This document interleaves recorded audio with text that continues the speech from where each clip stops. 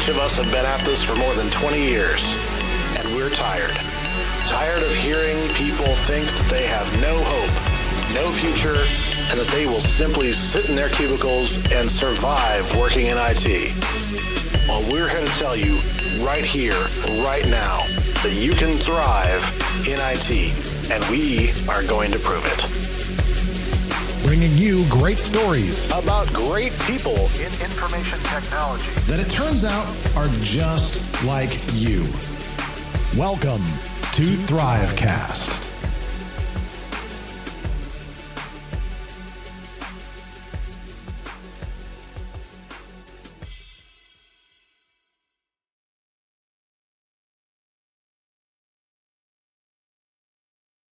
All right, welcome everybody to another edition of THRIVEcast. I'm your host, DJ Eshelman.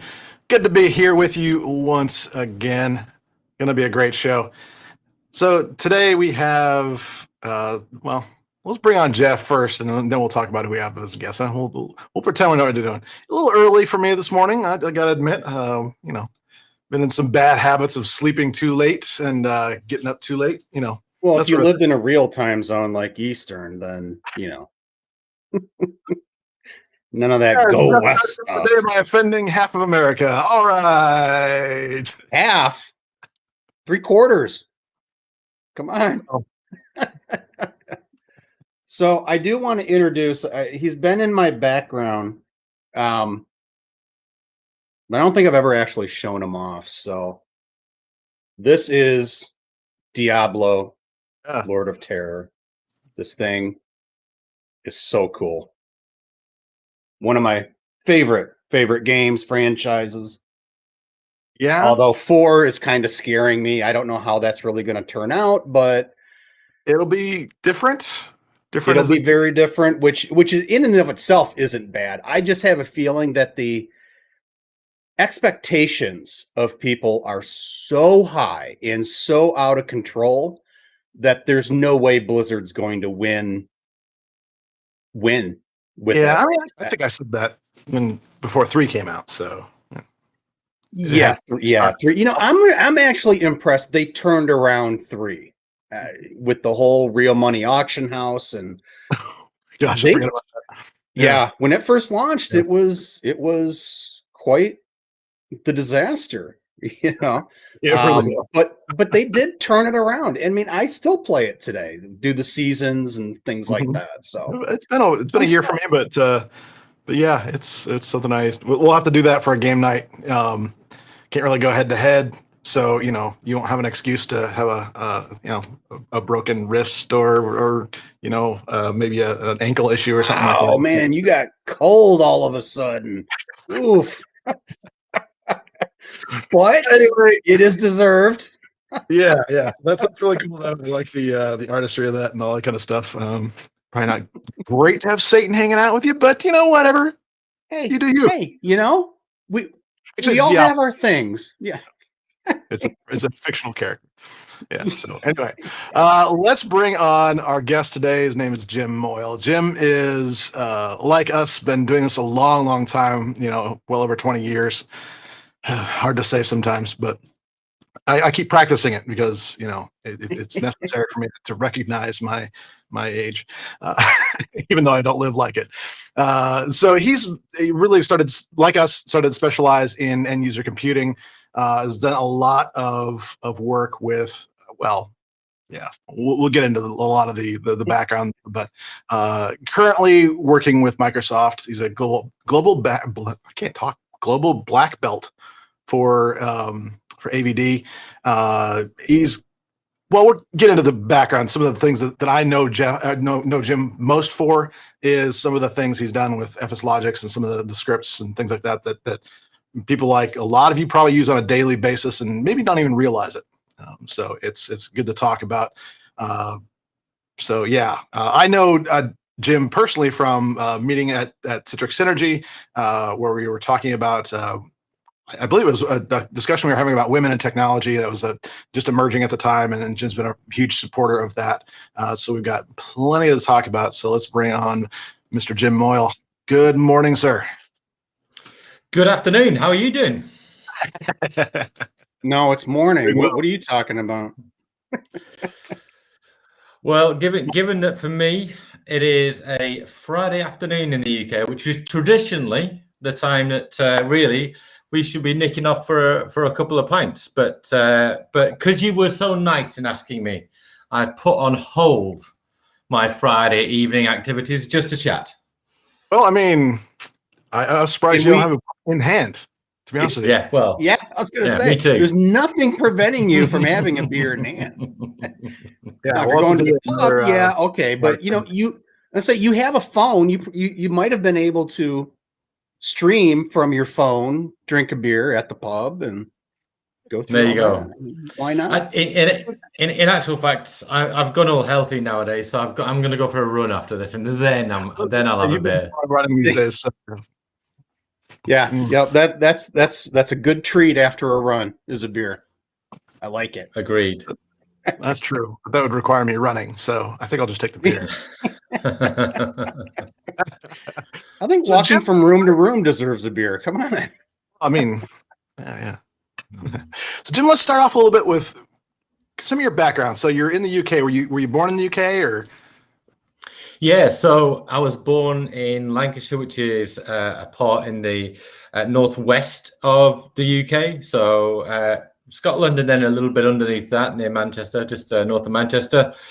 So hence my accent is from there. So if I sound a little bit strange to your US audience, then that's due to that accent. So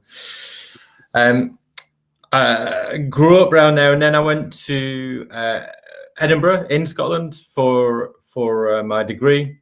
Went to Edinburgh University, studied biochemistry and genetics.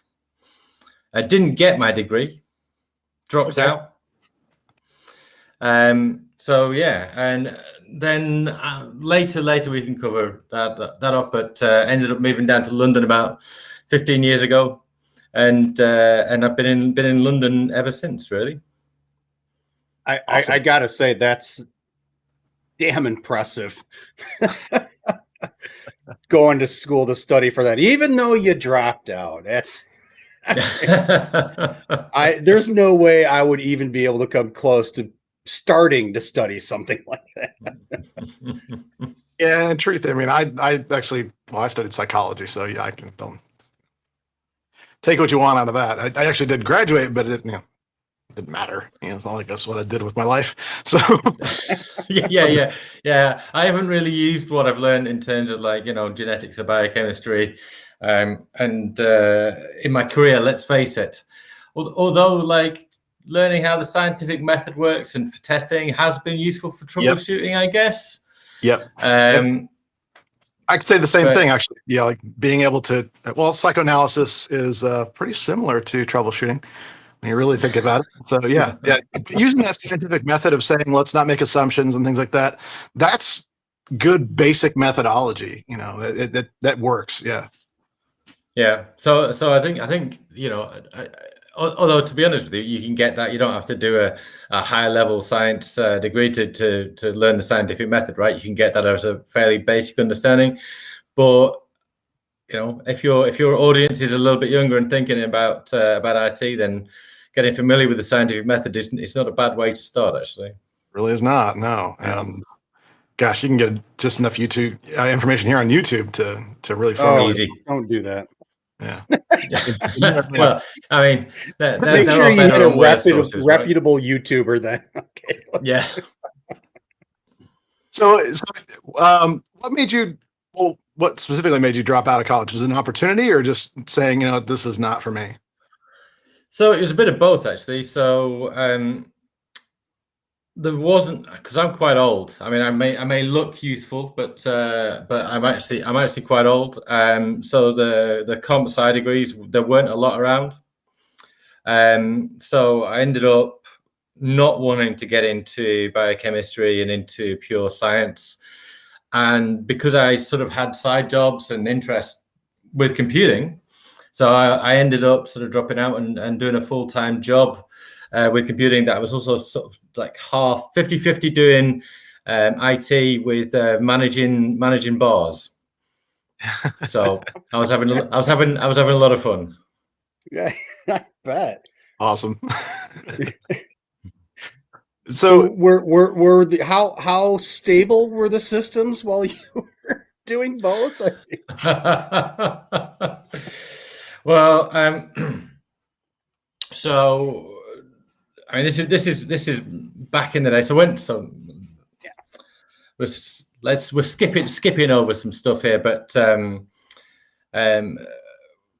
back in the days when I used to be a sysadmin, and you had to like go into a data center, right? When was the last time either of you stepped into a data center? It's been years and years for me, yeah. Right?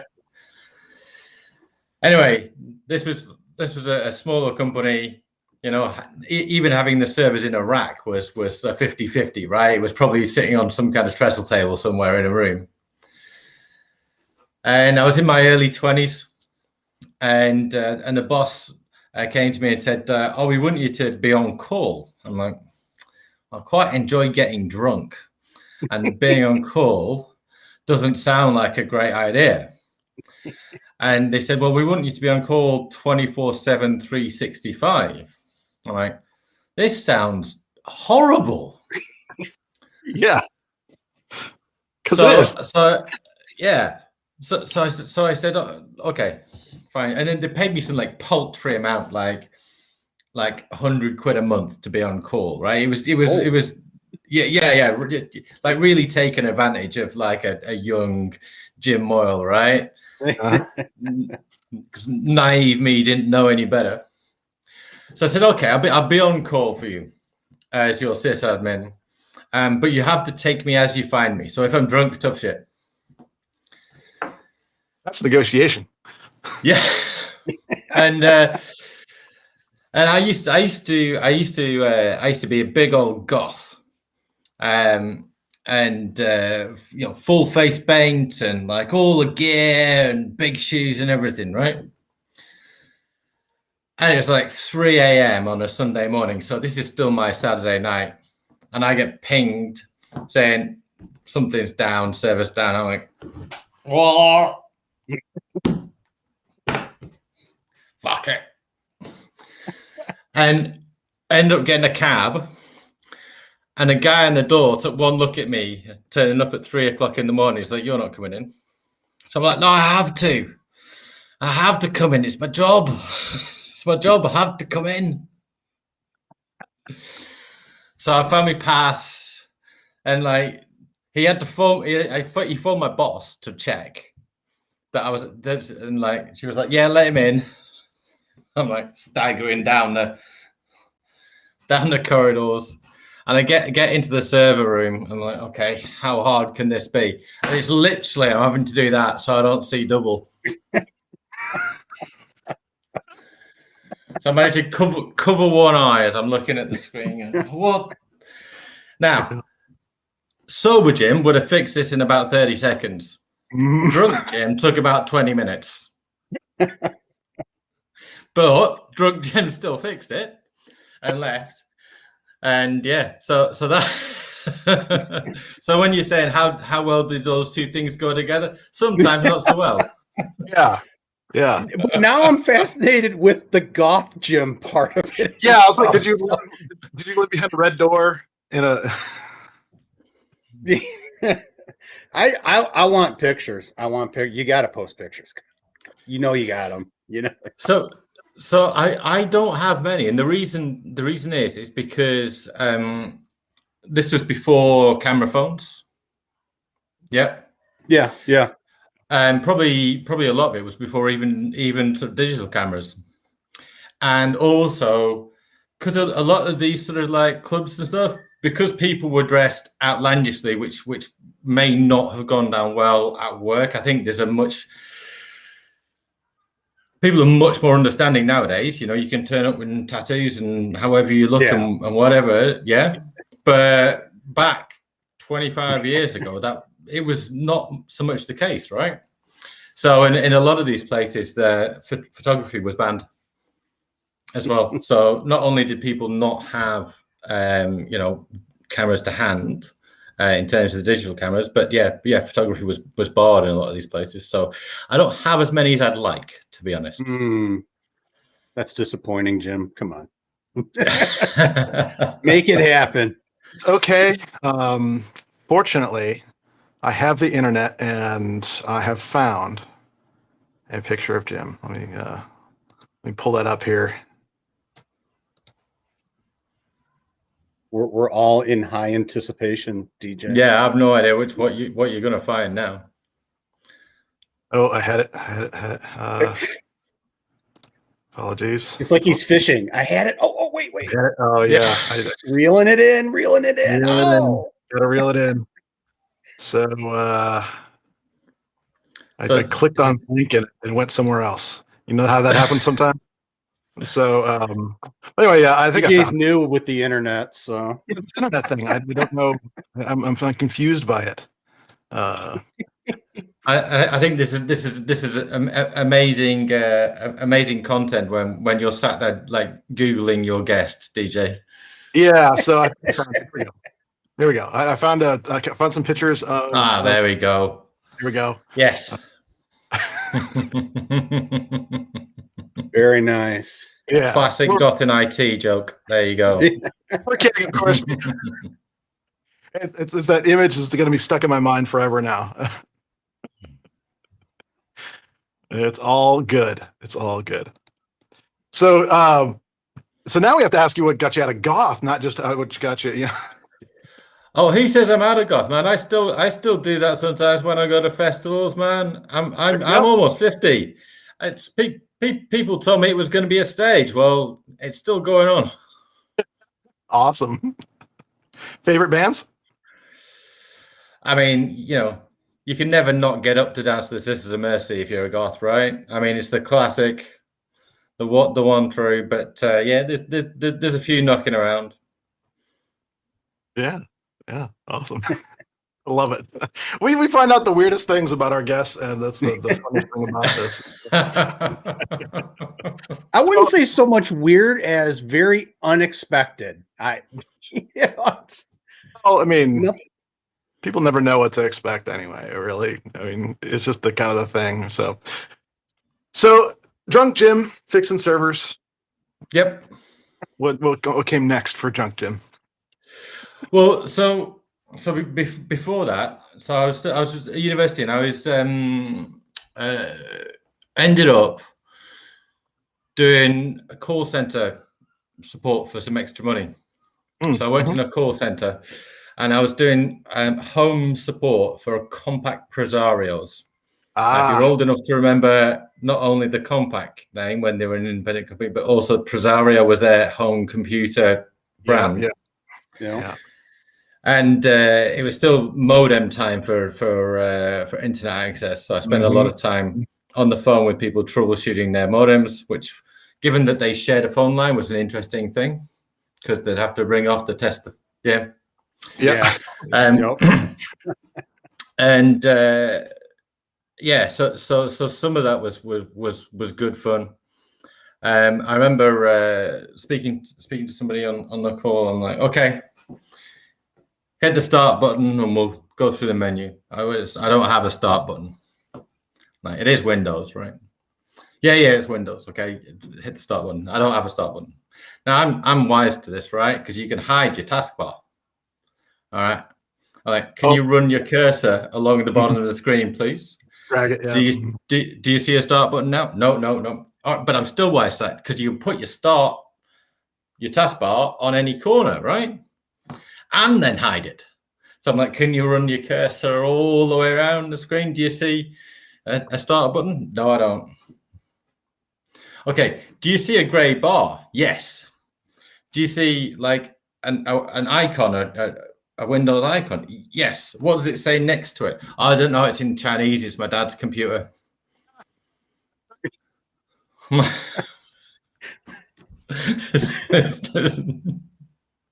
right. I got nothing. It's that's the answer to that. Yeah. Oh, Yeah. It's amazing those old stories, about when computers were new. Not that there aren't good stories now, but the story of the lady that was trying to start her computer by using the mouse like a sewing machine thing. So she was using her foot to push on the mouse, thinking that would do stuff like that. It's just so awesome. Yeah, and I actually, when I was going through college, I was actually supporting an ISP as well, an ISP, and I got the cup holder thing. It genuinely happened. Nice, the CD, nice, CD in that, a real classic. Yeah, she's like, "Well, hang on, let me pick up my coffee." I was like, "Your coffee?" She's like, "Yeah, it's the cup holder, right?" I was like, "Yeah, you put a CD in the cup holder. Yeah, that's send it back, send it back." Well, and it's yeah. I mean, it's just funny the way people thought of these things is it's hilarious. But something, and yes, people, these stories are true, right? That's the thing. Made up. I think it's funny because a lot of the complexity of home computing was not as yet as hidden and as intuitive as it is now, and also sort of within society there wasn't the knowledge around it. So you can't ask your niece or your nephew, or you know what I mean, or your neighbor to do it back then. And it is amazing that kind of background bit of knowledge. It's like how menus work within an application, right? Yeah. Yep. Everybody knows that, right? You can open up a new or different on your phone, it's a settings. You've kind of got how computers work as a background knowledge of how society works, of how everything works in your head, and most people do. But yeah, back then, 25, 30 years ago, that just it wasn't in people's heads. And it caused all kinds of interesting things, as you're saying, Jeff, right? The different stories of people not knowing how all this works. So yeah, we were, and I'm making assumptions about your age here, gents, but I can see your faces, so I'm probably not that far off. But yeah, we were the last generation in the sort of developed world who will ever have experienced people not knowing how computers work. Yeah, exactly. It really. See, now you had to bring that up. Now I'm going to go sit in my old man chair, get my cane, and no, it's you're right. It was a whole different world, when it was all. I mean, to the masses, it was all new. It wasn't. We didn't have 5-6 computers or whatever in a household. Everyone's got their own PC. There was one PC, and it was shared by everybody, and it got interesting. I'm of the TRS-80 generation, of the pre-Commodore generation, I actually also worked for Compaq. Oh, really? I worked for them right after they bought DEC, and so I was in small business server transition team. So yeah. So Compaq had. I was so I think I've said this before. I was so disappointed when Compaq was bought out by HP, because I just, as an administrator, not that I didn't have problems with Compaq, but for all intents and purposes, they were rock solid compared to an HP and IBM at the time, those types of things. And it was. Well, so hasn't HP still kept Compaq's branding, right? Because the ProLiant was a Compaq thing, right? And and HP kept that branding, right? The quality went downhill after they bought. I remember a person wanting us to show off the Desk Pro, and so he put one of them on the floor and had each of us jump on it. Well, at the time I weighed like 250 pounds, and so he's like, "Yeah, jump on it." I was like, "All right," and I jump on this thing, and it's fine. That's the level that they were wanting people to see. It's like a durability. It's like going to last forever. I was like, "Well, metal might, but I don't know. I mean, their Insight software and stuff like that at the time, it was great. It was better. Yeah, I God, it was agree. better than anything anyone else had. I'll go to my grave saying that. Yeah, Lights Out was a big deal. Yeah, so Yeah. Oh my gosh, yes. Remember that? God, I forgot about that myself. But yeah, having to have special cards in the server so you could access it if it was down, and yeah. Good stuff. So one of the things that I used to get, and you won't know this because you're both based in the US, right? Is stuff would come with American keyboards. Oh, right. Naturally. But you'd install the ENGB ISO, right? So now you've got a mismatch between your keyboard layout and the keyboard layout isn't even installed, right? Yeah. Do you know what you can't get on a US keyboard if you've got an English layout is backslash, right? So I used to have memorized, and this obviously there's no on-screen keyboards back then either. Like the Alt key, I think it was Alt 092 or something. So I could put backslashes in because back in the day, backslashes were useful. Still are quite a lot. Yeah. So having to learn the Alt key for backslash was a thing that UK sysadmins had to do quite a lot because the compact stuff came often with a US keyboard. See, you say missing, we say it was perfectly correct. So yeah. So working with compact support and that sort of thing, working on those.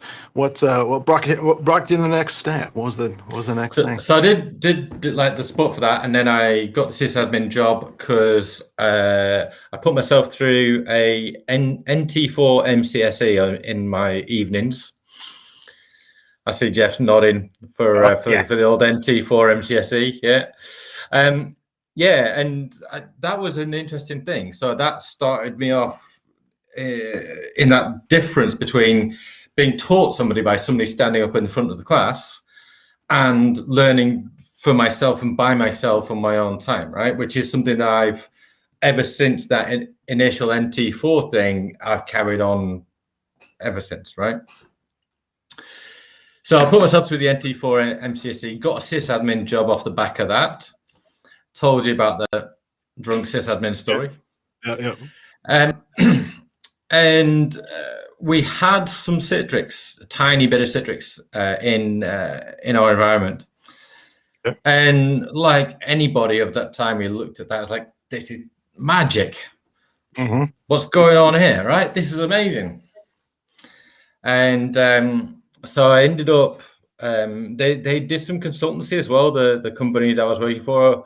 So I ended up doing some Citrix consultancy off the back of knowing that on-prem. And I remember I did it for a bank. And I put the first ever Citrix servers into the bank. I think there was 4 running PeopleSoft as an application. Oh. And yeah, so that was NT4 terminal server. And funnily enough, like 15 years later, a very different stage in my career, went back to the same bank. And he said, I'll just give you a quick history of Citrix in our organization. About 15 years ago, we put in like 4 to NT4 terminal servers. So I'm like, yeah, that was me, mate. Yeah. I did that for you. Nice. Now, what you hope? I hope they said, man, and they ran great. Those first 4 servers. So, or they're still there. Yeah. So occasionally, I run into people at conferences, right? Who I did some like consultancy work for years ago. And there's a telecoms firm that I did some consultancy for work. And I ran into somebody, and they were like, "Oh yeah, you remember you did that 3 months job?" I'm like, "Yeah, I remember. Yeah. We put in like secure gateway and stuff like that." Yeah. No, that stuff's still running, man. Shit. What? Oh, Yeah, when people say if it's not broke, don't fix it, that doesn't mean it's not a don't term of move endearment. forward. Yeah. Oh my Doesn't mean goodness. it's completely unsecure. Don't fix it. Yeah. Cool. Oh No, my it's goodness. yeah. So that does happen occasionally. I'm sure that happens to both of you as well. Yeah. So I was independent Citrix consultant for ages, and then the 2008 financial crash started having effects in the industry. And of course, the first thing that everybody does when you've got a bit of a squeeze on is you don't renew any of the contractors. Yep. So I thought, shit. Right, I'll get out of this contracting game, and I'll, actually get a proper job, be an FTE for somebody. And I ended up working as an FTE for a German company called Vision App. And the reason I chose them is because they just hired a certain Rick Dellinger as their CTO. Wait, that brought you on and didn't scare you away? What? I know. So pre then, I was quiet. I know you know me from community work and being sort of really visible around our community, but I wasn't back then. But I wanted to become more so. I had it in my sort of like list of stuff to do is I want to start giving back to the community that essentially I've just been taking from for the last 10 years, right? It's like this. So far, this has been a very one-way conversation. I have just been consuming stuff that other people have been putting out, and I have not been giving anything back. Yeah. So I felt I wanted to start giving back, and joining a company where Rick was a CTO seemed like a good start. So I joined, and I dropped Rick a quick note. You know that kind of like, hey, you don't know me, and I know you. I went through what we've just talked about, and I said, if you fancy doing a presentation together or anything I can help you with, and like Rick immediately wrote back and went, yeah, sure, no problem. Now, I thought that this was the kindest thing ever from Rick, and I still say it was pretty amazing of him. But knowing what I know now gives me a little bit of a different view on it, right? Because if you are reasonably well known in the community, right, you're always searching around for ideas, right? For presentations, for the next big thing you're going to do. And it's like, geez, can I do that? I know somebody else has done that. And like thinking of something novel and original. And to have somebody new to the community, he says, I've got a novel and original idea. Do you want to do it presenting with me? And you get the chance to bring something new on. If the position was reversed, I'd have snapped that person's hand off. Right. And that's kind of, if I'm going to give a takeaway for your listeners, right? If you're not involved in the community and you want to get involved in the community, it's actually probable that people who you've seen on stage or whatever will bite your hand off for if you bring them an idea and say you want to present with me, then don't be scared of approaching anybody in the community at all, because me for one, I'm always happy to help somebody coming on, and if they come with an idea, then I'm definitely happy to help them come along. You know what I mean? Yep.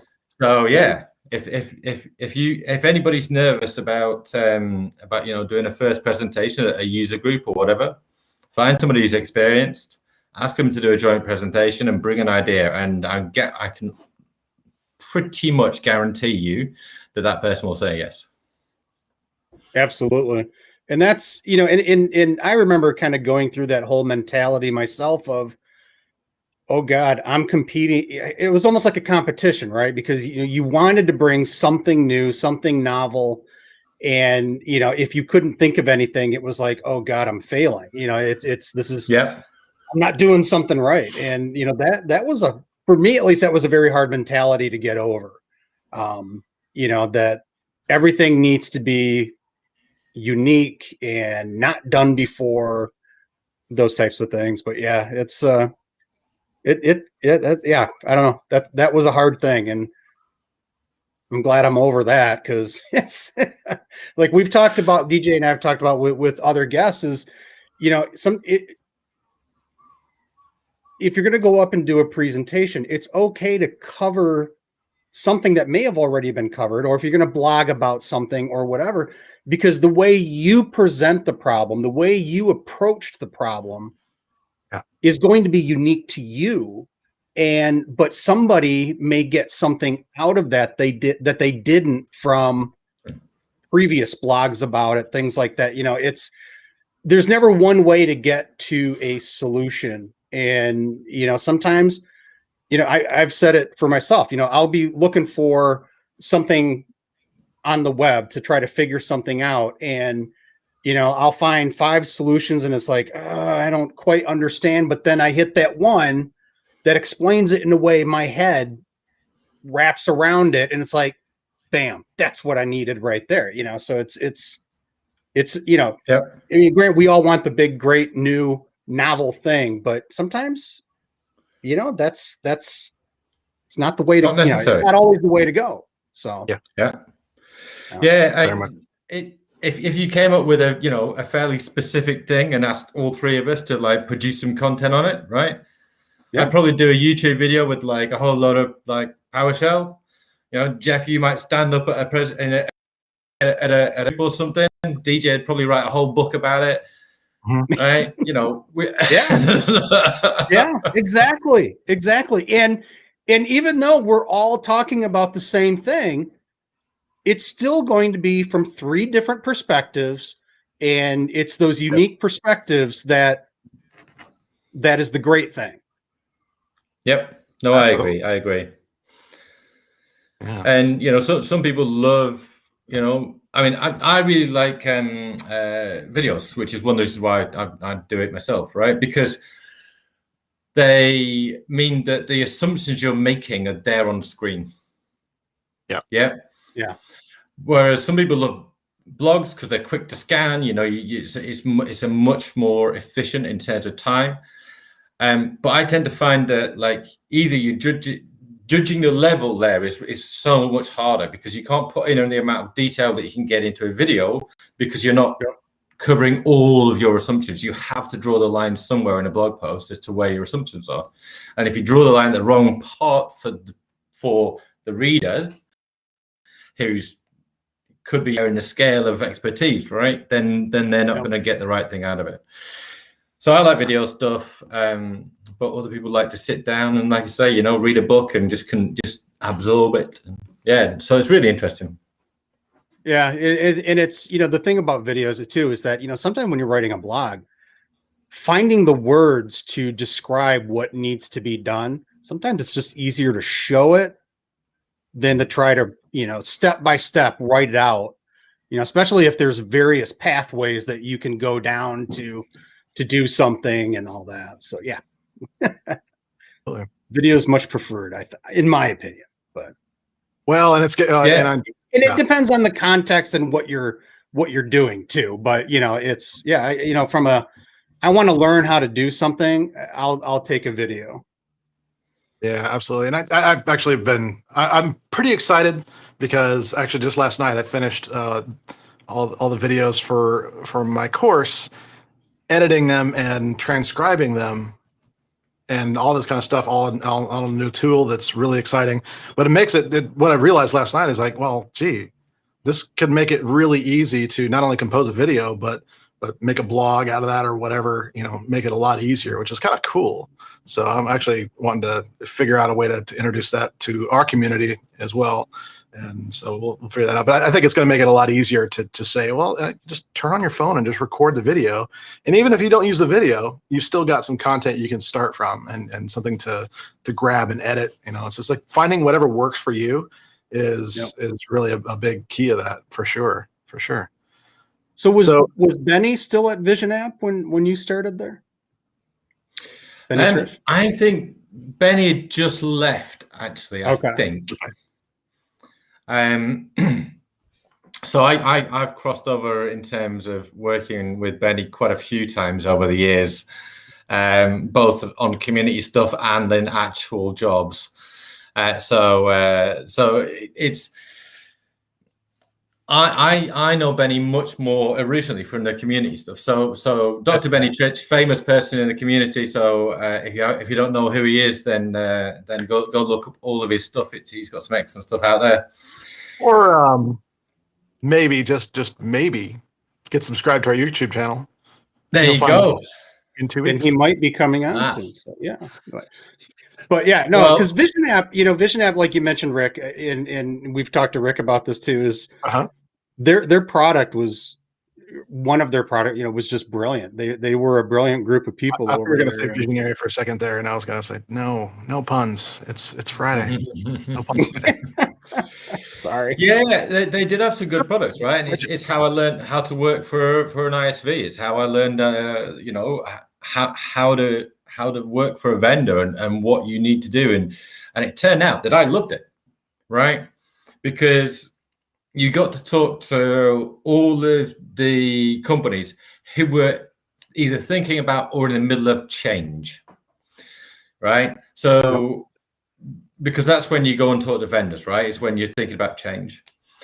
So you get to say, okay, so what have you got now, and where do you want to be, and how do you want to get there? Now, that sort of arc is the thing that I find absolutely the most interesting thing in IT, right?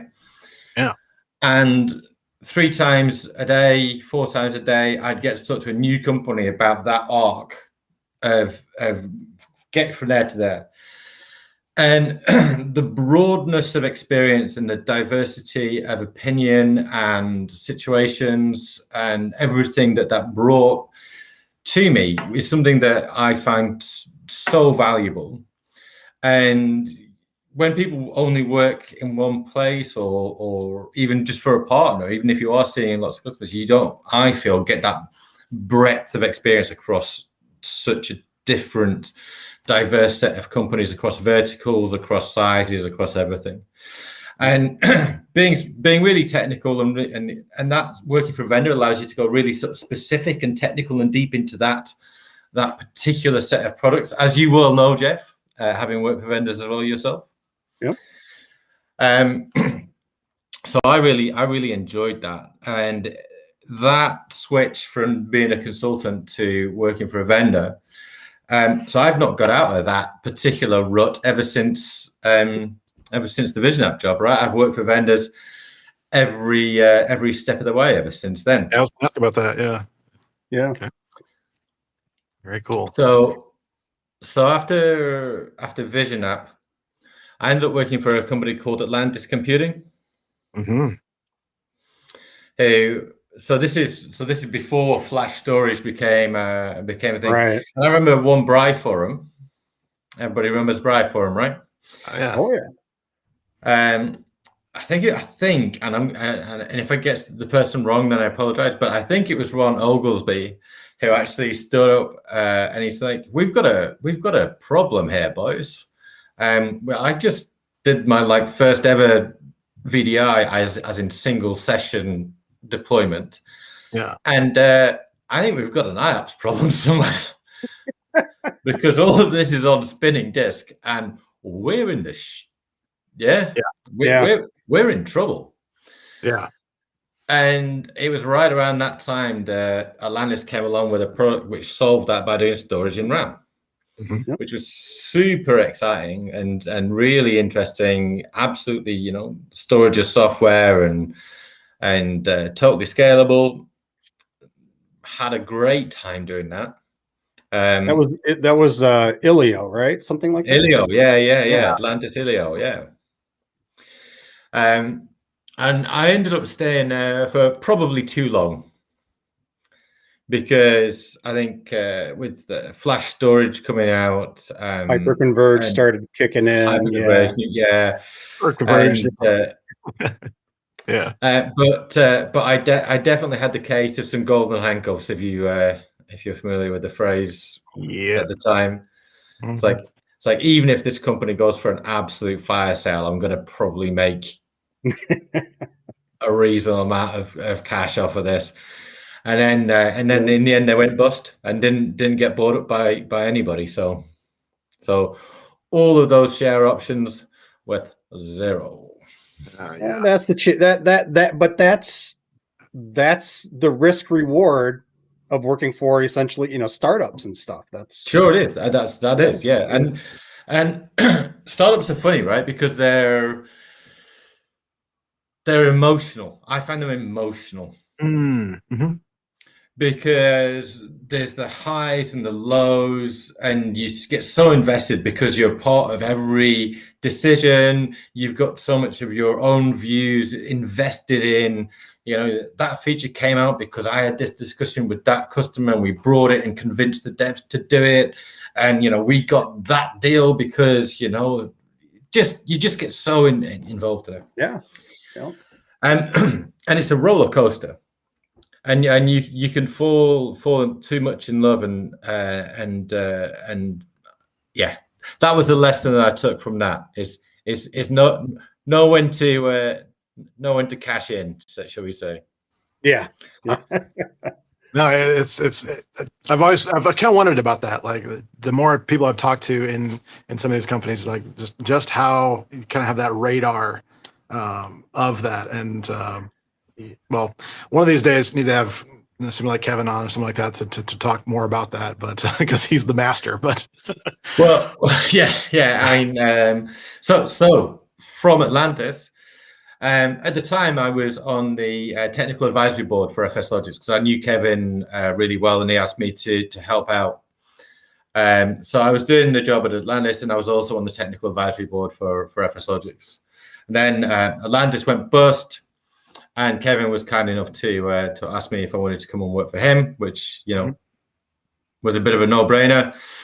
Ended up working with Benny there again. So that was a whole lot of fun. That was a great journey. And then we got acquired by Microsoft, and I'm still here. So there you go.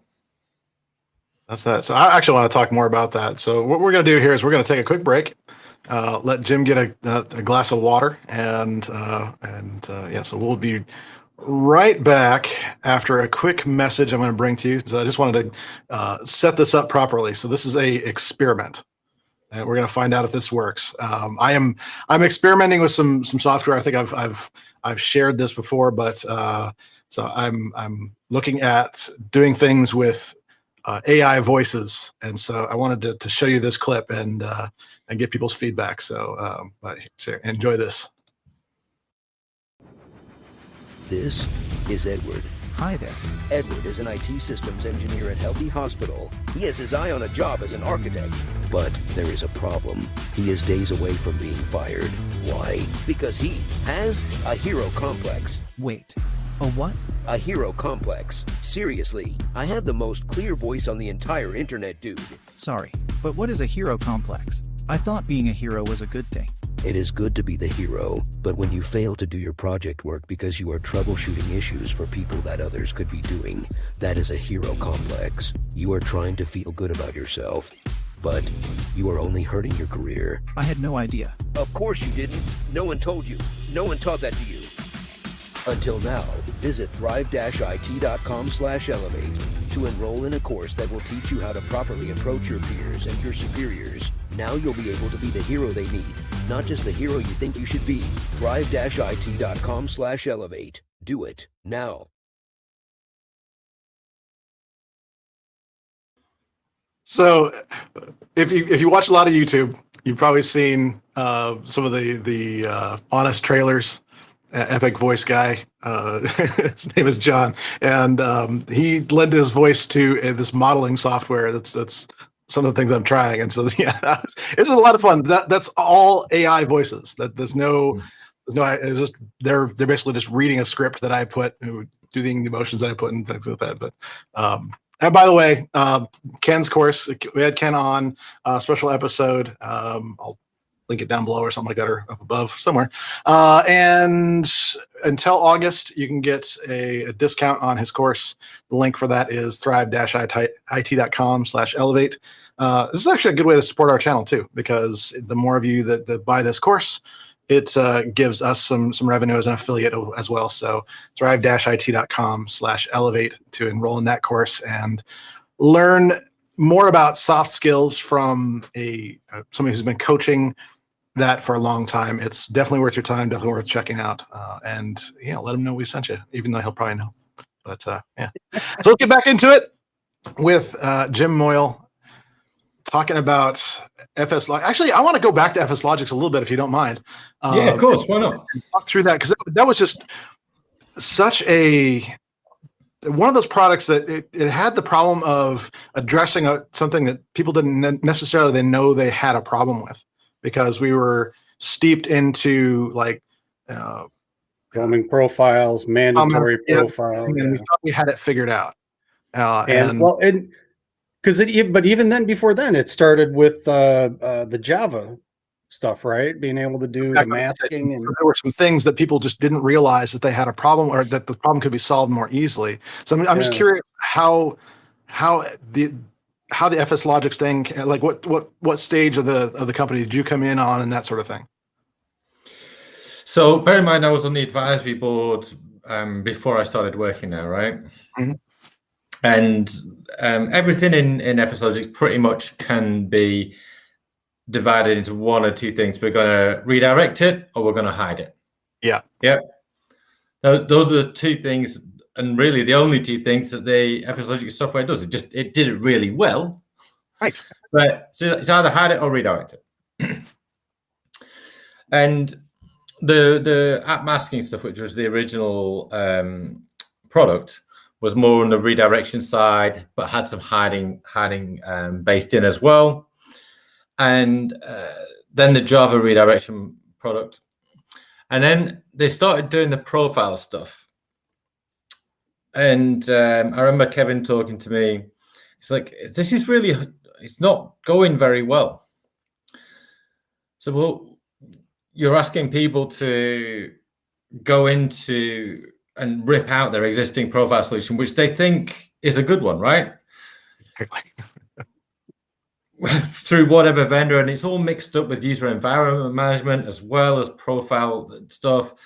And you're effectively saying you need to go and tell your boss you've been doing it wrong for 10 years and rip all the stuff out and replace it with that, right? Mm-hmm. What's the thing that people really want it for? And it was actually that mounting saves copying files around, but they needed all those large office caches to be local. And so we were actually on an elevator. What do you call that in the US? The Elevator. moving staircase. The escalator. Escalator. There we go. Escalator, elevator. Anyway,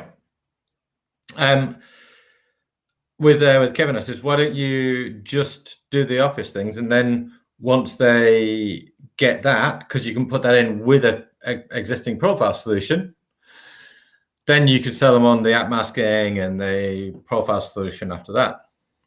So Kevin went away and did that. And it was when that product was just coming out that I went and joined the organization. And at that point, it's like everybody was like, that Office container thing, because so back in the day, right, all you needed to do was put Outlook in online mode, stick your Exchange servers right next to your Citrix servers, give your Exchange servers a whole bunch more CPU, right? Mm-hmm. And it was pretty livable. Yeah. But now, because everybody's moving to Exchange Online, your Exchange servers are now somewhere in the cloud. You can't put them next to your Citrix servers, which are still on-prem. And it's not like you can phone Microsoft and say, can you put a few extra cores on my Exchange server, please? That's not a thing. That's not a thing. Can you solve the light problem that I got going on between here? Yeah. Come on. Yeah. Well, and even then, if you did put the CPUs in there, you've still got that little thing in between called the network and distance. And So the combination of those two things made caches for basically the whole of us, but primarily at that time, everybody was looking at Exchange Online, right? OneDrive and everything else. And Teams wasn't even a thing then. So people really wanted it for that. So it's super easy to just go in and say, there you go, I solved your problem. And they go, thank you very much, have some money. And life was easy. Time, let's be honest, Microsoft was very much focused on OWA and bringing that into a thing, and just thinking that everybody's going to abandon Outlook and just use the web service. And so yep. I kind of had this midline thing where Microsoft wasn't really acknowledging fully the problem, and then FS Logic. Well, they did. Yeah. Yes, they did have a profile solution, much like the login consultants. I forget. It was just not UPM, but UPD? They had their own little UPD. Yeah. That I mean, but it didn't solve that problem. No. But it was interesting because like they came out with that and it was like, okay.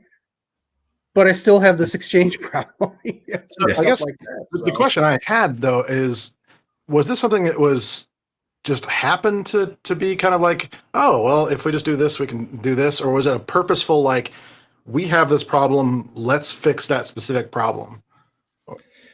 So given that we had the engine, like I talked about at the start, right? It either hides or redirects stuff, right? Yeah. And it was all for all 4 different products. It was the same agent, right? Same software. It's just doing different things. And because that underlying engine was so strong, it meant that we could sort of pivot and do some interesting things and address some point solutions. And if you're a startup, find a specific problem to fix, right? Yes. And fix it really well. Do not spread yourself too thin. Is some advice I would give you. If you're, you can say, oh, we can do all of this amazing stuff, and just do one thing really, really well. And if you're looking at an exit of acquisition, the company that's buying you isn't going to care that you can do X, Y, Z plus A, B, C. It's like they'll be buying you for X. Yep. So make sure you absolutely nail that X, and you'll be putting yourself in a great position. Yeah, I think that's a big problem. Logic did that really well. Yeah, I think that. And Kevin was. I mean, you couldn't talk about anything profile related without FS Logics coming up. I mean, he got that. He got the name inserted into somehow every conversation that would happen in EUC. Doesn't matter what it was about. Somehow FS Logics always came up. But I think that's a good point for startups, because a lot of times you get startups that are, like you said, Jim, don't force the company to recreate the wheel or to throw out what they've done. Do it piecemeal, piece by piece, but start with something that fixes a problem and can kind of fit right in with what they're doing, and then you expand from there. That's because I think too many times you get these small companies that want to, if you go with us and you rip out whatever, you'll be able to do this. And it's like, well, we've got a huge investment in this. It's it better be darn good what you're trying to push to get a company to rip out something that may have been there for 10 years, like you said. Yeah, absolutely. But I like the concept of, okay, we've got an engine that's doing this specific thing. A lot of times I see the problem kind of also when you have a solution in search of a problem. And so if we say, okay, that pragmatic look of, what, this is something that is a need. And I think this is something that a lot of IT engineers and especially architects need to take to lesson too, is to say, if you're just pushing your agenda, then you don't have a long runway. But if you're looking at, okay, what is the actual experience here? What are the actual pain points? Let's get honest and let people beat me up a little bit and tell me exactly what's wrong. So that way I can look for a solution to fix that. And I think that was I was aware of FS Logics and all that kind of stuff, but it wasn't until they started solving the real pain point that I said, okay, now I've got something. Now I can push this forward. Yep. It was great to see. Okay, yeah, the real pain point, not just perceived. That's the thing about it. So a lot of times people perceive there's a pain point, but it's the real pain of things that people are tolerating, like how slow Outlook actually was in offline mode. Like for real. Yeah. I mean, Outlook's much better with a limited cache or lower cache than it used to be. Yeah. But yeah, you'll still need a cache. And I hear this question so often. Why do you need a cache if my VM's in Azure and I'm looking at Office 365 services? Well, you may not be co-located. You still may have a mailbox around the other side of the world. You can't guarantee any of that. Yeah. And, this isn't a flat network here, boys and girls. Right? There's still lots of steps in between. And not only that, right? If the service is being attacked, then you've got extra latency. If the service is rate limiting for stability reasons, you've still got a lot of latency. And even if you do manage to physically co-locate your VM and your mailbox in the same data center by some chance, then having a cache gives you a good, amazing user experience, guaranteed, over not having a cache, and you're at the whims of something outside of your control over your user experience. Caches are good things. Caches are there for a reason. So yeah. And when you look at the size of some of those caches, you don't want to be searching through online exchange, through 1 million messages as your cache file is many gig in size. And that's always been a problem. And but I think you bring up a good point too, is that people still today don't quite understand how cloud actually works underneath, right? Because I mean, it's been sold as, don't worry about it, it's the cloud. It's all the cloud. And but the realities today of how any cloud, this is not Azure, this is not GCP, this is they all work essentially the same way. And there are those understandings that people don't have of that underlying infrastructure, with the various clouds and the current limitations. I always do the analogy that cloud today is like the web was 20 years ago. It's young. It's what we're going to see in 20 years from the cloud is going to be so vastly different than what it is today. We're still very much in the young phase of cloud computing. And so there's some real interesting stuff that you can do in terms of tying services together to make new products, where it's even as an IT admin, without I'm not a developer. I can write a bit of code, but I'm not a developer. But even somebody with my skill set, I could tie these bits of the cloud together, where you're getting identity, you're getting secrets out of Key Vault, right? You're getting microservices in terms of functions. you're getting storage, and you can tie all of these things together, and you can actually make a product, as it were, yourself, and effectively get charged on consumption and usage of that product. Now, that's something brand new that the cloud has enabled us as IT professionals to do, that we simply either didn't have the skills or the startup capital to do previously. And I think that that's only really started to come together over the past 2 or 3 years.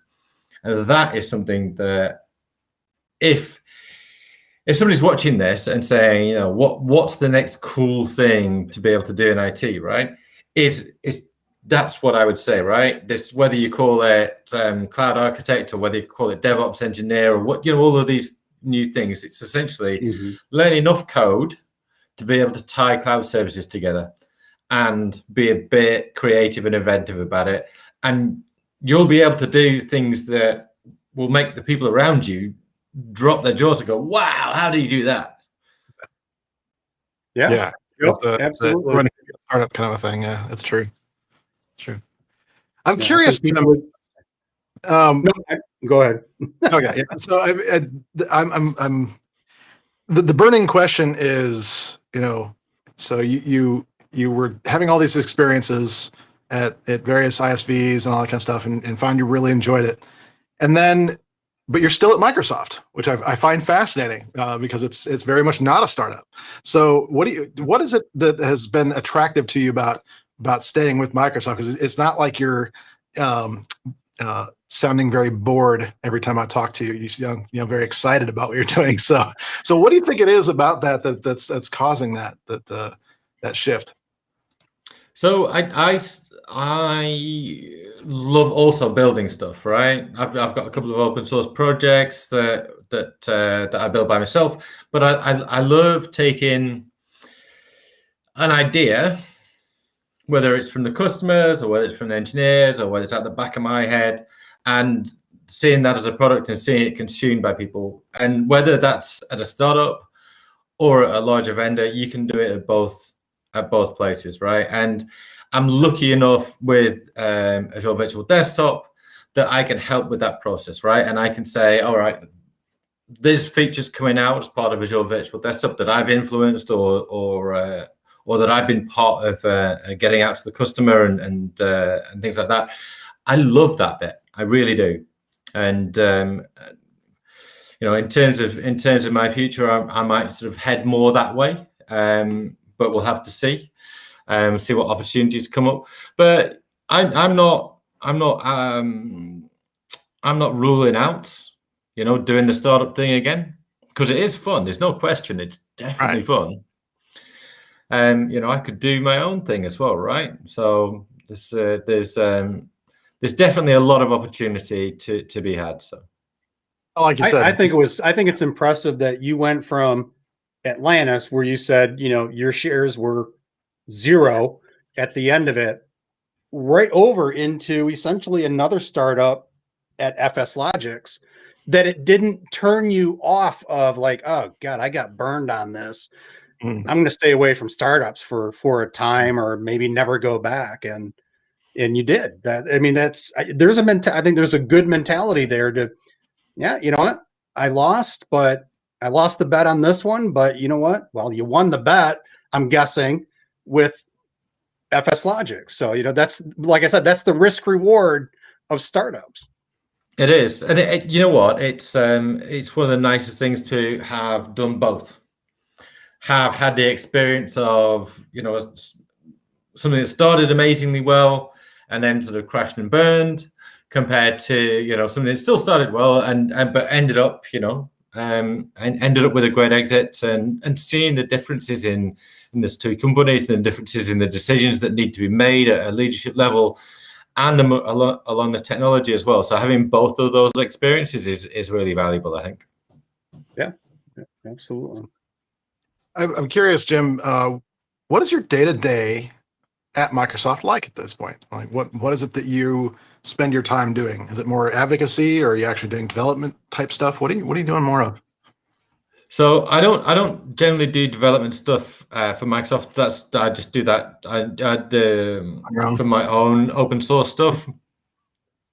The shrink FSL disk tool that I think you mentioned in the intro is very popular. But I do a lot of advocacy, so it's education in the field, whether that's partners, whether it's internal field, whether it's customers. I talk to strategic accounts for Microsoft in terms of the customers. So it would usually be large financials. So I tend to talk at the moment to people who are deploying hundreds of thousands of seats worth of desktop virtualization. And, you know, maybe talking to them about how they move that estate to Azure. What are the steps? And right, even in cloud, scale is hard. Scale is really hard, right? If you can do it for 100, doesn't mean you can do it for 1,000, and the same for 1,000, 10,000, and it kind of gets exponentially harder the more zeros you add on top of the numbers there. Yeah. So I really enjoy that part of it. Is like how do you actually get this to scale to the biggest deployment in the world? That's an interesting problem to look at. So I spend quite a lot of time talking to those kind of customers, and also feeding back from all that time, speaking to the field, speaking to customers, feeding that back into the engineering team in a way that is actionable, right? So it's like, okay, so quite a lot of the time, the feedback you'll get from customers is very woolly, is all over the place. It's like, okay, so how do I take that to somebody who's not a field person, who's never worked in an enterprise, and needs a list of deliverables for code? Yeah. What's my minimum viable product for this feature? Yeah. So Jim, and I forgot the guy's name. You are in Office Space, the guy from Office Space. I take the requirements from the customer and deliver it to the developers. I haven't seen that. Oh. What?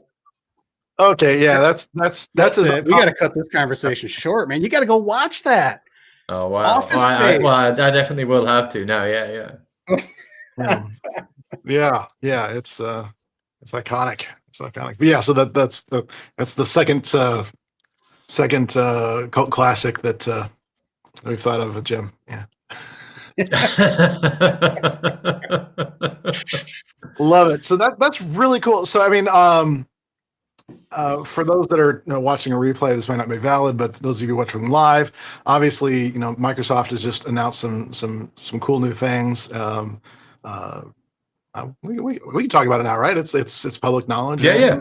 We don't hide anymore, about Cloud PC and all that. What are some things about that are kind of exciting or daunting for you? So I think that it's filling a place that Azure Virtual Desktop doesn't fill, right? It's scratching a different itch. Yes. So Azure Virtual Desktop is much more what we would in the EUC world think of as a more traditional, even though it's cloud and even though it's a platform as a service, right? You're still having to think about a lot of the things yourself, right? And how do I patch this? How do I deploy an image? How do I configure my networking? Yeah, what type of storage do I need for profiles, and how many shares over how many storage accounts? Right, we have to think about these kind of decisions right now for Azure Virtual Desktop.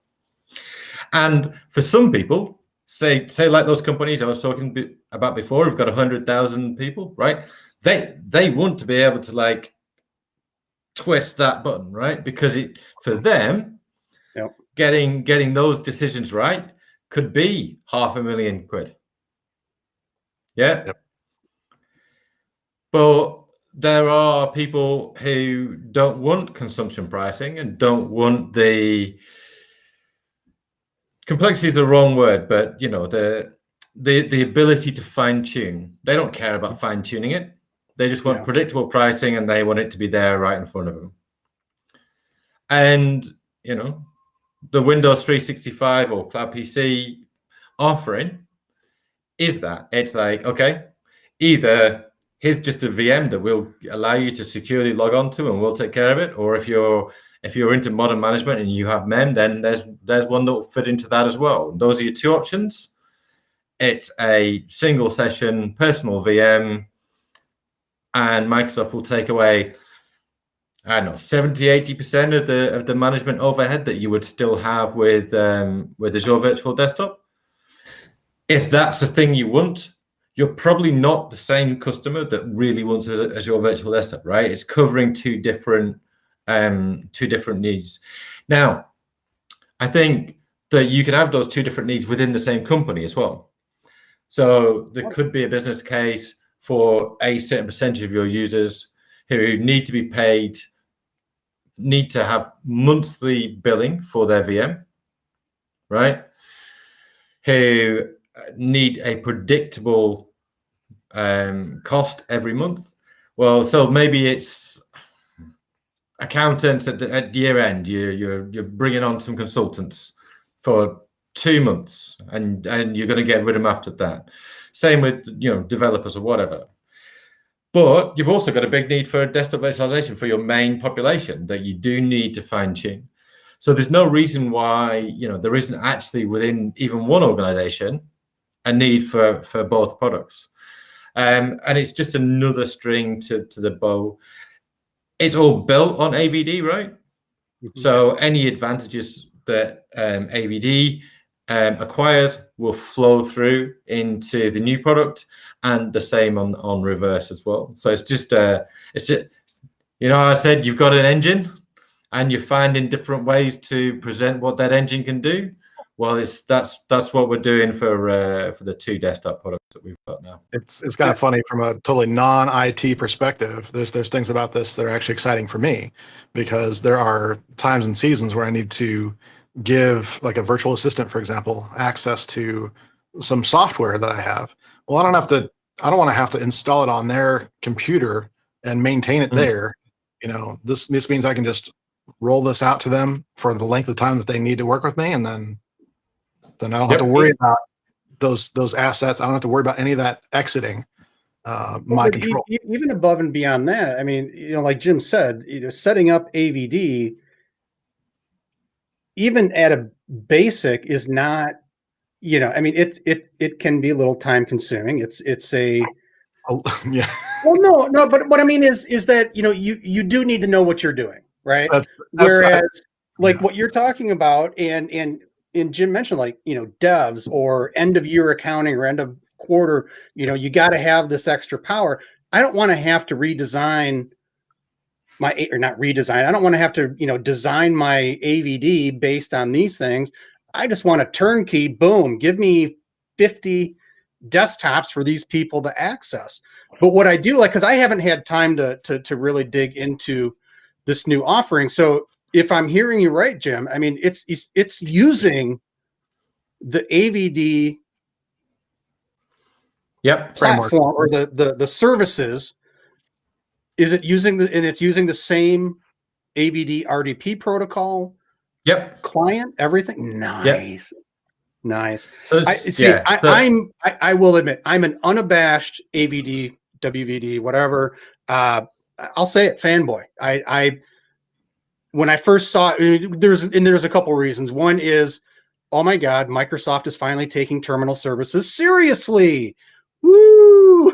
Vindication after so many years. But also that they developed it as a platform. And that's still a part I don't think a lot of people quite get yet, is that while, yes, you can use it completely as is standalone, it's the nerdios and the net apps that's the target, in my opinion. The target audience really is. But even if you're a big developer, hold on, because I think I know where you're going to go with this.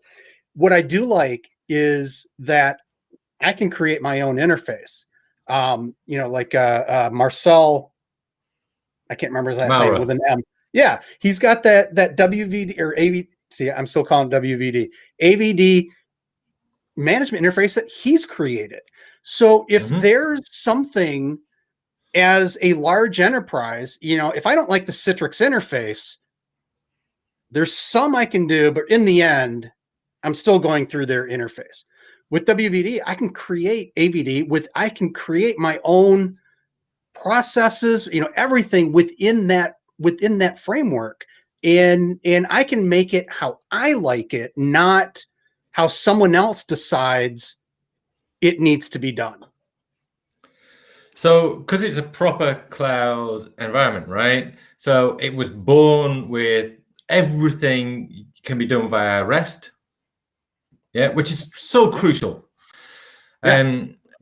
I mean, kudos to Citrix Cloud. They've now got a REST API for Citrix Cloud. I know I've been asking for that for years from them. Way back in this, it's Orchestrator, yeah. Yeah. So I love the fact that with both of these, right, the cloud services that are fully REST API, and you can now control them from outside, and you can integrate them. And like I was saying before about taking all these Azure services and plugging them together. Yeah. Well, that's made possible by the fact that nothing's hidden behind a private API. Everything is available to you to control from another service or from another control plane. And I love that, and it does enable, as you say, people like NetApp or the old Cloud Jumper stuff or NerdAL or Marcel to go and go, right, well, I don't like your control interface. I'm going to write my own. And if you look at the value add that all of these people are sticking on top of AVD, it's amazing work that they're doing, and I love the fact that people can do their own stuff. Yeah. And well, I don't know if I should say this, and like I've said before, I think AVD is commoditizing this particular market, which is not a bad thing. But that's a whole different story. I'm not gonna. I had my finger on the mute button. I'm like, yeah, I was gonna. But yeah, I love AVD. I think it's yeah. I mean, I think it's great, and I'm excited to see where you guys go with it. So. Well, I can't talk numbers publicly because we don't do that. But there's some astonishing milestones that we're passing, which is in terms of monthly active users and things like that, which given even with the pandemic, right, with 12 months ago that we would never have imagined we'd be hitting. Right. So it's been wild. It's been wild to see the growth of this service and where it's going. And because the take up of the service and the growth of the service has been so extreme, it's got the concurrent focus from Microsoft as a whole. Right. All right. Yeah. So we're not having to fight for. Well, you've always got to fight a bit for resources, but you're not in the desperation bin going, please give me a developer. Yeah. So obviously I've got access to the roadmap internally, and it's really exciting, some of the stuff that's coming down. And one of the things that's great about it is because it's Microsoft. Because we've got access both to the OS and to the underlying platform. That means that we can do stuff that nobody else could possibly have done in the future. Because if we say this would be so cool, but it needs a change in Windows 10 and it needs a change in yeah, we can do that. So it needs a change in Azure and it needs a change in Windows 10 to make this feature work. Well, suddenly we're in the massively unique position to be able to achieve that. So yeah, it's really exciting what is now on the cards of what could be done, which given the on-prem background that we've all got would have been pure fantasy land 3 years ago, even 2 years ago. Yeah. Yeah, which is now possible. Yeah, and I think there, you kind of mentioned how, the concurrent users moving into desktops, apps into the cloud, and even with the pandemic, I think there's still a misconception of just how many desktops there are in the cloud.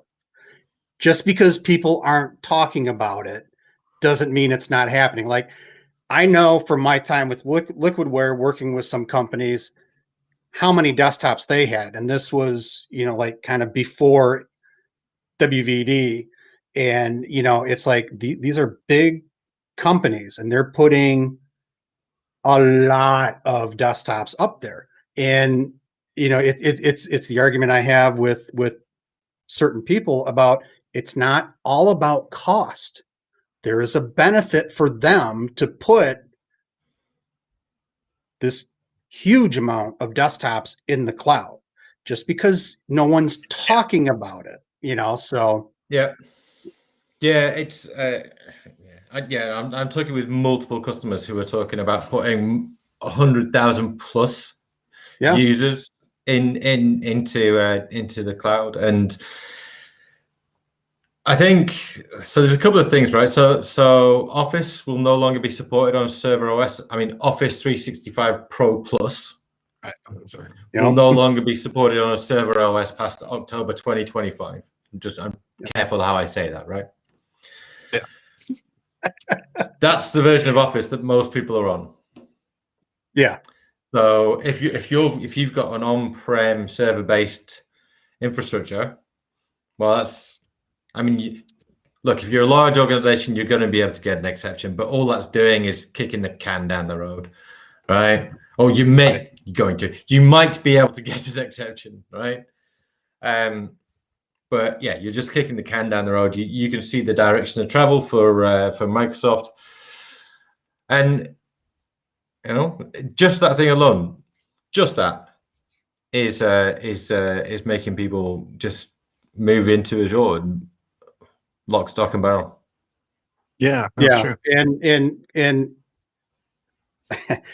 thank God for Sandeep in getting the actual, Windows 10, Windows client multi-user again, because I think that's been a long time coming. I remember the XP days when you could flip a switch in the registry and it's a terminal server for 10 people, things like that. So, I mean, it's great. I think it's great to see that come back, because it's clearly a much more consistent user experience than going from, I'm going to log into Windows 10, but I got to log into Server OS. The interfaces are different enough that people, still get confused about what's what. So, it's going to be the case that whether you're on a laptop, whether you're on a desktop sitting under your like physical desk in your office, whether you're on a single session VM in your data center, or whether you're on a multi-session VM in an Azure data center, it's all going to be Windows 10. It should be possible to have it all on the same edition.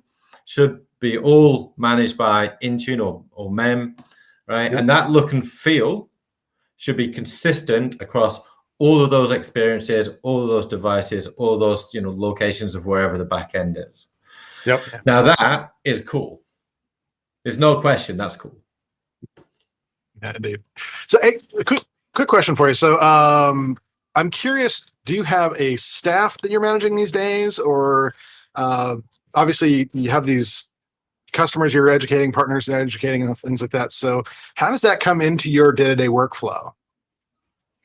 So I don't manage anybody, because I hate doing it. I've done it before, and I lovely people, but like, people are a pain in the ass. No, I as much as I can humanly get away with it, I will go down the individual contributor route, because I like, any more than like managing even one or two people starts to really impinge on what you want to do, and you end up as a manager. You end up not doing what you love. You end up helping other people do what they love, which is cool and all, but I don't find it satisfying. Yeah. Yep. So as far as I go, so obviously you do work. I mean, it's not like you just kind of find random people to call. So you're working with sales, or how does that? Well, I mean, don't tell Microsoft, but no, I really don't. No. Shh. I tell them I do. No. Obviously, you can't survive long without a passion to actually have these conversations, and obviously there's a lot of back and forth. But I don't know if people really fully understand. Sometimes, a lot of times we skip over like how things actually work. And so for somebody in your position, it's kind of where I'm going with this. So I'll give you an example from yesterday, right? Yeah, good. Yeah. So we got a customer who's scaling up to 10,000 users in Azure. And they've run up against a constraint, which, although it's documented, isn't well documented in the Azure files area, which is if you mount an FSLogix disk, there is a root handle created to the file share folder in Azure Files. And there is a 2,000 handle limit on that folder. Now, this is, if I'm being honest, it's unclear in our documentation. It happens. And so it's now my job to figure out, okay, so I need to go and touch the Azure Files people. I need to touch the engineering team. Who's opening this file handle? Why is it opening? Can we remove that constraint for this customer and also update the documentation? In the meantime, I'm managing the relationship with the customer who's saying, you didn't tell me about this. I'm now angry at you. Thanks. And so I'm re-architecting how they work to get around this constraint in the short to medium term, whilst working with the engineering teams in the back end to set up a good way of moving forward so that other people in the future don't encounter this constraint. And again, now, some of that could be rewriting the documentation. Some of that could be explaining to the engineers how everything works in the field and why this is an important thing that they need to change and prioritize. And so that was yesterday. Exactly. That's precisely what I wanted to about handles with the cloud. Come on, man. Yeah, because we get lost in the tech and we just think, oh, it's just the tech, and then people in tech get angry at developers and all this kind of stuff. And there's so much going on, and so it's just a special way people are wired that can actually deal with not only the logistics of all this, but the emotion of it. Of being able to say, at the end of the day, I'm still going to have a pint and everything's going to be fine. I'm not going to, let this consume me. I'm actually going to thrive in this. So that's that. It takes something like a special wiring that develops over time. And so I want people to see that, to actually recognize that sort of thing. Because a lot of times we just kind of get in these positions of envy of saying, well, okay, well, it's easy for them to say or whatever. They have the better job or whatever. It's like, well, a lot of times you wouldn't want their job. It can be different. Yeah, I mean, it can be. I mean, obviously, it can be stressful, but everything can, right? It's how you deal with it. Well, and your level of handling stress is going to be different than somebody that's designing environments for a 200 user environment. It's been a little different. Not better or worse, just different. Yep. So yeah, cool stuff. So Jim. Oh, I'm sorry. I just wanted to ask, what do you do to relieve that stress? Okay, you went exactly where I was going to go, so that's awesome. Yeah. So I run and I drink. So you're almost. Let's talk about the healthy side of that. So, so I started running ultra marathons a little while ago. Really? And yeah, and I've got one coming up in 2 weeks, which is 250 miles in 8 days, running across the Scottish Highlands. So that's so you're doing like ultra marathons. That's damned. Yeah, my stepdad used to run those, but they were the 100-milers, so 24 hours of straight running. Now we're over there with them. Do you run through like forests or whatever? And is it just challenging places that normally? So it's all off-road. Some of it is what they call pathless. So there's not even a track or a path. It's just running straight through bogs over mountains and stuff like that. And like camping overnight in between. And And the thing that's enabled me to do such extreme amount of training is the pandemic. Because I've not done any travel, right? I've not been jet lagged. And it's been amazing to me to realize how much energy and how much time and how much of my life was sucked up by the travel thing. And because I've been doing it for 10, 15 years, it's just kind of part of my life. And I didn't realize that holy shit, that was a real big drain on me. Right. And once the travel went away, I could do a lot more sort of consistent training. So all of these hours and days and weeks that I got back, I spend in training, and now I'm going to do a cool thing and run over some mountains. That is awesome. Where is it going to be at?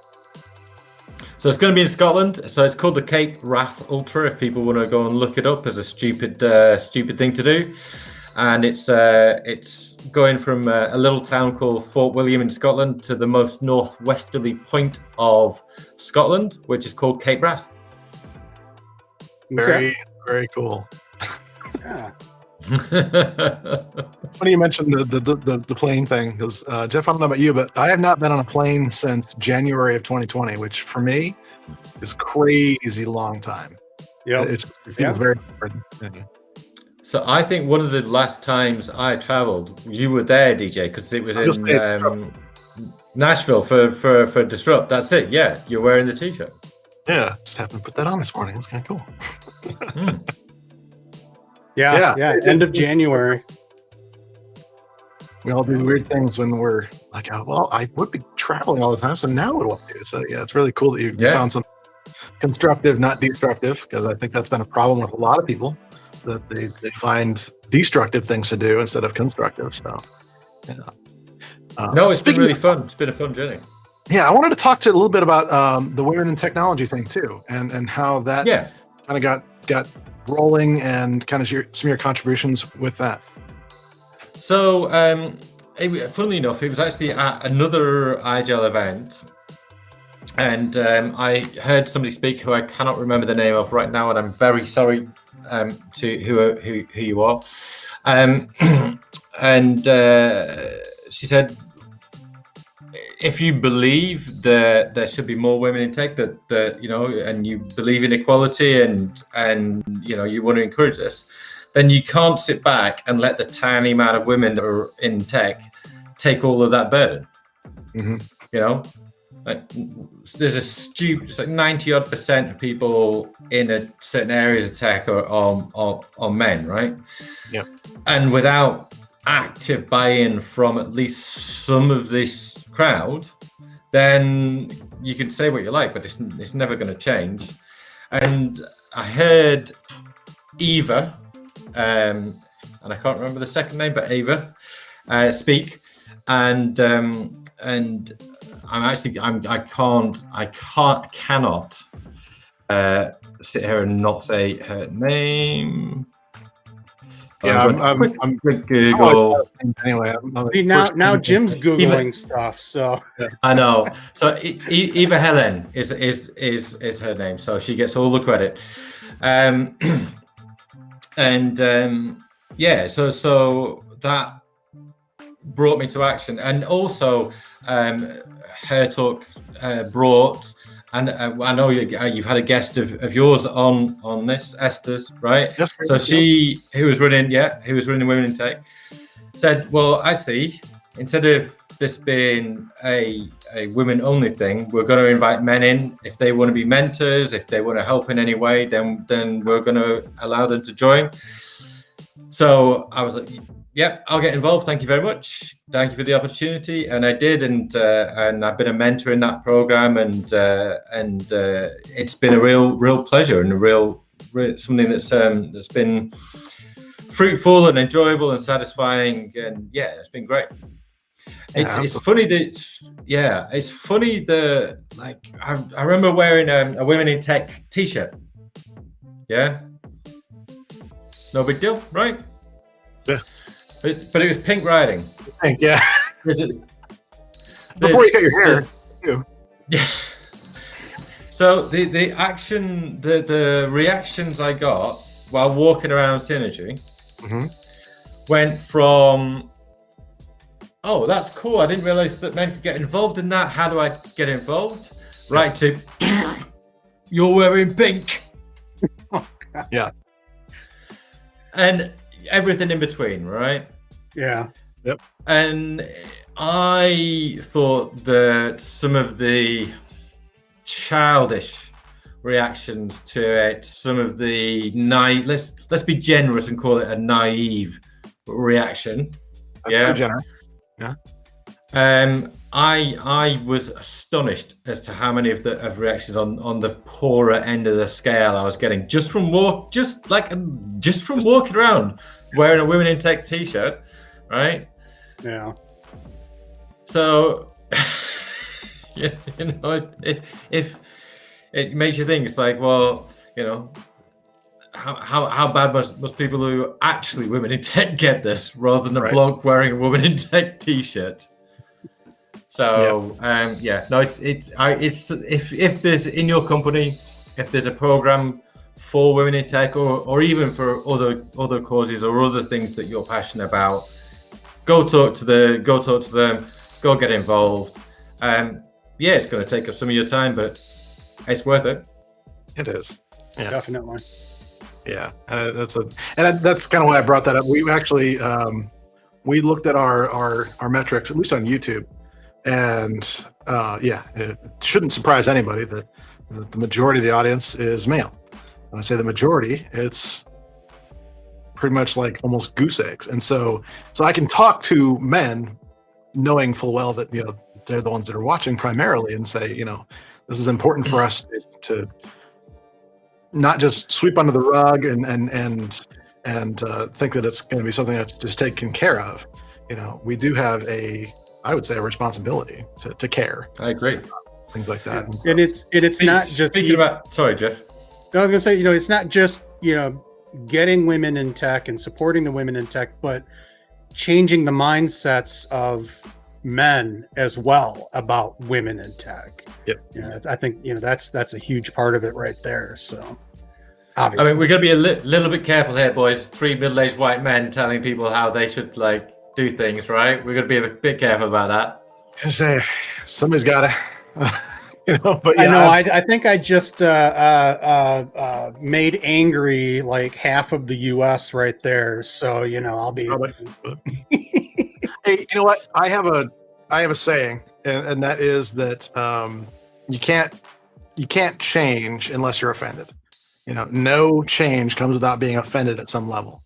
Otherwise it just becomes comfort. And if you're going to put yourself into a position of wanting to change anything, you have to challenge that, and you have to be offended at some level. And so, and I would say too that you have to challenge yourself as well.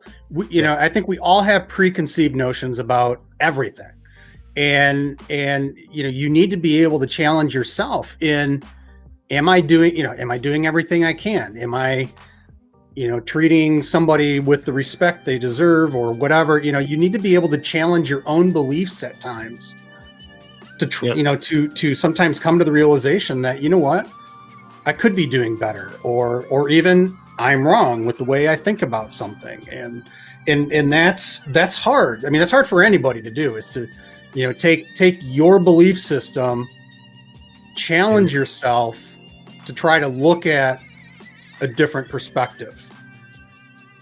Yeah, that's true. It's true.